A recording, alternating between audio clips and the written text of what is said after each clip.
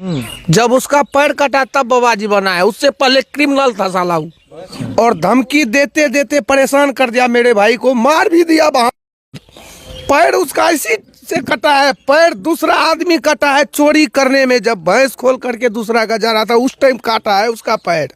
वो महात्मा का लायक नहीं है साला, उसको गलत महात्मा बना दिया है, बाबाजी का लायक नहीं है, दुनिया को बेवकूफ बना रहा है आदमी। संतान पत्नी को पहले मार दिया, शादी होने के बाद फांसी लगा करके, संतान कहाँ से होगा उसको। पिता की जगह उनका नाम ये सर्टिफिकेट पे सब पे था, फिर वो इस प्रकार क्यों कदम उठाएंगे? सीआरटी बहन का बाबू बेटा का मैं ना ना ना ना रोना नहीं, ना ना रोना नहीं, ना ना रोना नहीं, रोना रोना नहीं, रोना नहीं, ओह रोना नहीं, रोना रोना रोना नहीं, रोना नहीं। नमस्कार दोस्तों, इस वक्त हम उपस्थित हैं मधेपुरा जिला के करहरा में और हमारे बगल में आप देख सकते हैं राम टहल दास के दोनों भाई हैं। और राम टहल दास के बारे में शायद आप लोग जानते होंगे, अगर नहीं भी जानते हैं तो आपको हम दो शब्दों में बता देना चाहते हैं कि 3 साल की उम्र में मठ में रहते हैं और जो उनके गुरु हैं वही गुरु ही बचपन से लेके पीएचडी तक का जो सफ़र होता है वो तय करवाते हैं और बीपीएससी शिक्षक बनते हैं। और बीपीएससी शिक्षक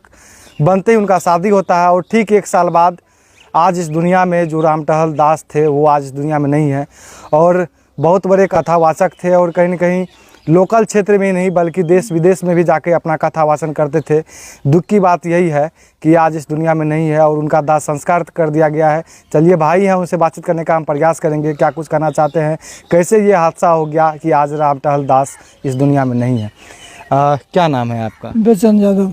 राम टहल दास के आप कौन हुए, बड़े भाई हुए कि भाई हुए? सबसे बड़े भाई आप? हाँ। आप उससे छोटा? उससे छोटा हुए। कितने भाई आप? 3 भाई। 3 भाई। सबसे छोटा वही है। सबसे कब से वो मठ में रह रहा था, मंदिर में कब से रह रहा था? मैंने 5 क्लास में पढ़ रहा था यहाँ पे, तभी से गया है। वैसे आते थे वो हमारे घर पे, वो बैनाथ दादा आते थे हमारे घर पे, सब रोज सत्संग होता था महीने महीने में। यहाँ बैठ जाइए, आप भी आ जाइए। हाँ, क्या बोले आप? तो 88 ईस्वी में वो वहाँ से गया था उसके मैदान के पास। अच्छा। तो मैंने आते थे तो बोला कि नहीं हम इसको दे दो, वहीं पे रखेंगे, पढ़ेंगे लिखेंगे। तो बाबू भी सत्संगी था, इसलिए बोला ठीक है तो लेते जाइए। तो जाते थे आते थे, कुछ दिन जाते आते रहे, फिर वहीं रहने लगा तो पढ़ने लिखना जो होता था अपना करता था जी। पढ़ाई लिखाई भी वहीं किया। मतलब कि पढ़ाई लिखाई जो भी था वो जो बैजनाथ दास जी उनके जो गुरु थे वही लगातार करते हाँ थे। वही किया। अच्छा। वही किए। 3 विषय से वो